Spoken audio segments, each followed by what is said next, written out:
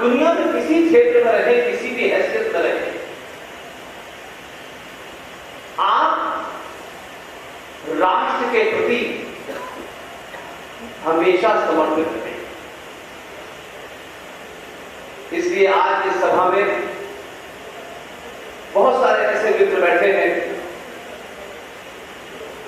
जो पिछले 10-15 साल के सफर में अलग अलग समय में मिलते रहे, चाहे वो वेस्ट पाकिस्तान रिफ्यूजीज का काम और उनकी लड़ाई लड़ने वाले योद्धा लाभाराम गांधी जी यहां बैठे हैं, बाल्मीकियों की लड़ाई लड़ने वाले एकलव्य जी हैं, और इसके अलावा अखनूर के शायद हमारा पहली बार आना हुआ। हमारे अपने सामने ही जो हमने प्रण किया, जो रास्ता तय किया, हमने कहा जो भी हमारे साथ आना चाहता है वो आए, लेकिन हम उसे कुछ देंगे इसकी हमसे उम्मीद करते हैं। इस रास्ते में सत्ता, सुविधा, सत्ताओं के माध्यम से दलाली, सत्ता में पहुंचकर बिकने का कोई काम हमारे पास नहीं है। और हमें से कोई, चाहे आरएसएस सिंह साहब हो या तमाम जो लोग हैं, सबने सार्वजनिक मंचों से कहा है कि सत्ता तो बहुत दूर की बात है, दुनिया की कोई ताकतवर चीज हमें खरीद नहीं सकती। इसलिए इस राष्ट्र के प्रति चाहे वो कोई सा कपड़ा पहने हो, अगर राष्ट्र के प्रति गद्दार है उसको फिर हम बख्शेंगे नहीं। वो कोई भी हो, हमारे अपने भी हो जो बार बार कहते हैं हम आपके अपने हैं, अगर उसमें भी गद्दार है और बिकाऊ है तो उन्हें भी नहीं बख्शा जाएगा। इसलिए आज अखनूर जैसी जगह में हम जैसे लोगों को, जो न समाज को, जो न किसी की नौकरी लगवा सकते हैं, न किसी की बिजनेस करवा सकते हैं, हम ऐसा कोई काम कर ही नहीं सकते, ना हमारी ये क्षमता है, और अगर क्षमता है तब भी हम ये नहीं करेंगे। इसलिए अगर अखनूर के अंदर, इस अखनूर के एक बेटे ने यहां तक मेरी आवाज पहुंची और आपके बीच में इसी अखनूर के एक लड़के ने इस लीग से हटके काम करने की बात सोची और वो दिल्ली तक पहुंचा। उन्होंने कहा कि मैं भी आपके साथ कुछ करना चाहता हूं। मैंने कहा युवा हैं और युवा जरा जल्दी विचलित हो जाते हैं, क्योंकि आजकल जो ग्लैमर दिखाया गया है दुनिया का, लोग उसके प्रति ज्यादा प्रभावित होते हैं। हमने उनसे कहा कि आप काम जहां रहते हैं वहां से शुरू करिए और ईमानदारी से करिए, और ये प्रण लीजिए कि हम राजनीतिक सत्ताओं के न तो द्वार पे जाएंगे और ना ही इस देश में हजारों संगठन हैं हिंदुत्व के नाम पे, ना उनके द्वार पे जाएंगे। हम अपने अंदर एक ऐसी क्षमता पैदा करेंगे कि समाज हमारी बात को जिस दिन समझ जाएगा तो ये उठ के खड़ा हो जाएगा, और एक जिंदा और जागृत समाज जितनी चिंताएं आरएसएस सिंह साहब ने आपसे कही है उसमें से एक भी नहीं बचेगी। इसलिए शिवा फाउंडेशन के नाम से एक ट्रस्ट बना करके आपके इस अखनूर के बेटे विशाल गुप्ता ने इस काम को शुरू किया, और बहुत समय से ये छोटा छोटा काम कर रहे थे। तब मैंने कहा कि आप इस काम को बड़े रूप में करें, और कम से कम अगर भारत में कहीं सबसे ज्यादा राष्ट्र की चेतना की जागृति की जरूरत है तो वो जम्मू कश्मीर है। अखनूर में मुझे बताया गया कि यहां गुलाब सिंह जी का राज तिलक महाराजा रणजीत सिंह साहब जहां 17 जून 1882 में किया था, 22 में, और करीब 200 साल हो गए।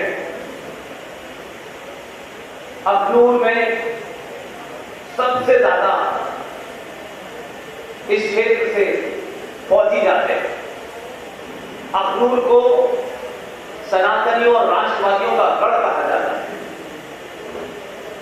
लेकिन ये तमाम इतिहास की चीजें हैं जो आपको शायद गर्व महसूस करने पे मजबूर करती हो।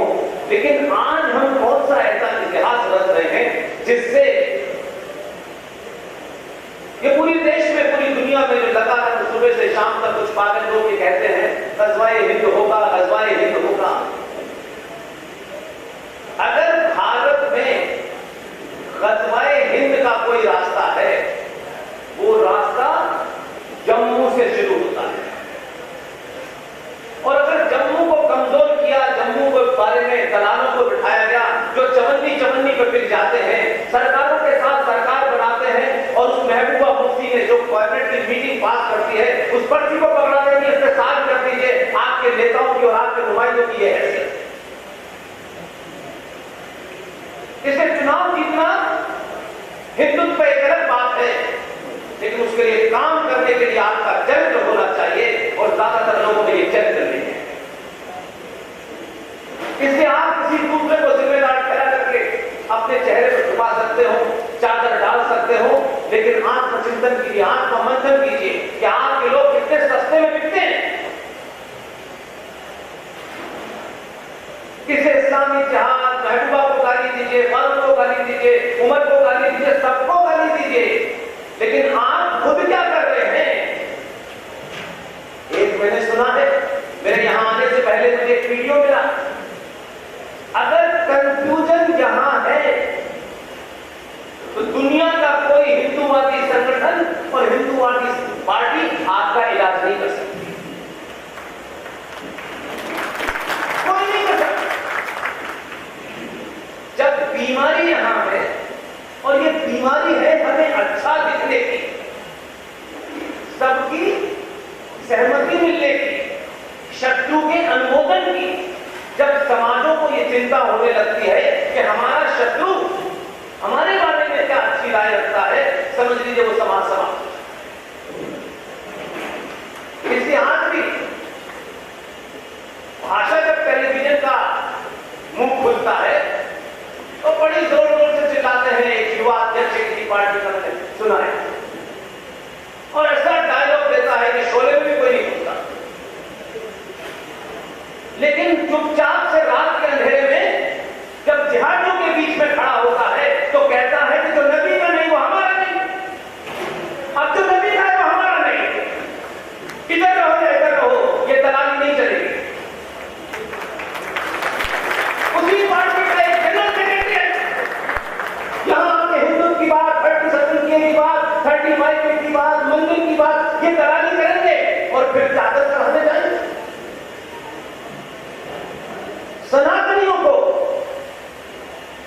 जो सनातनी है उसे जिंदगी में किसी चादर चढ़ाने की जरूरत ही नहीं है अगर वो सच्चा सनातन।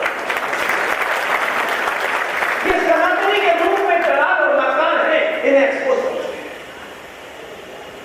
आप दुश्मन को हरा सकते हैं।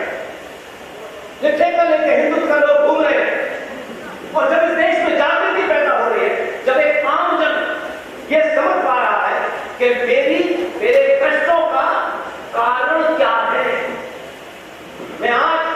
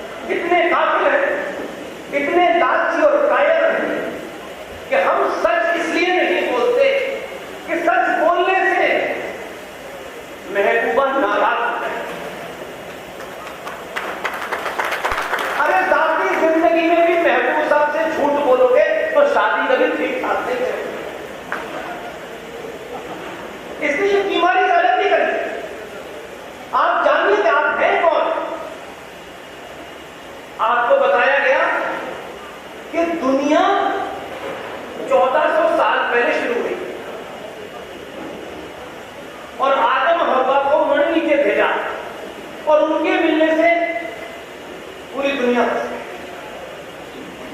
दुनिया उनकी 1400 साल से शुरू होती है और जिनकी फिलोसफर किताब ये कहती है कि जमीन चपटी है। लेकिन आपको किसने कहा था कि आप उन मूर्खों की बातों को सुने भी और उसका प्रोपेगेंडा भी करें? इसलिए सच बोलना, सच का सार्वजनिक मंचों से बखान करना आसान है, सच को जीना मुश्किल है। इसलिए आप सबने, इस देश के 100 करोड़ सनातनियों ने सुनी सुनाई बात का प्रोपेगेंडा बहुत किया है। और ऐसा नहीं है कि ये तीमारी सिर्फ समाज में है, या आपके साधुओं में है, संतों में है, मठों में है, आश्रमों में है। अपनी निजी स्वार्थ, हमारी चवन्नी की दुकान चल जाए, हमारे मन को कुछ मिल जाए, इसलिए उनके भी मुंह खुले हुए हैं। यानी हम स्वार्थ से इतने ग्रस्त हो गए, कहते तो हैं सब कुछ प्रभु की लीला है, जो आपके हाथ में है वो मिलेगा, लेकिन फिर भी भिखारी बने मांग रहे हैं, चौराहे चौराहे मांग रहे हैं। अगर सार्वजनिक जीवन में जो बाल बच्चेदार लोग हैं, उनकी मजबूरी कभी कभी हो सकती है कि जीवन के कष्टों के कारण कभी उनको अपनी बात पर झूठ बोलना, लेकिन जिन्होंने संसार को त्याग किया है, जो कथा के माध्यम से देश को जगा रहे हैं, वो क्या करोड़ फैला रहे हैं, कभी आपने उनसे सवाल पूछा? आप नहीं पूछना चाहते। आप चाहते हैं सबसे रिश्ते बने रहें, इसलिए सही बात पे हमला नहीं करते। और आपका सनातन उस परंपरा में ये साफ साफ कहा गया, कोई भी विषय हो, कितने से कॉम्प्लेक्स हो, जटिल से जटिल भी हो, तब भी शास्त्रार्थ होता था। शास्त्रार्थ करने वालों की जात नहीं देखी जाती थी,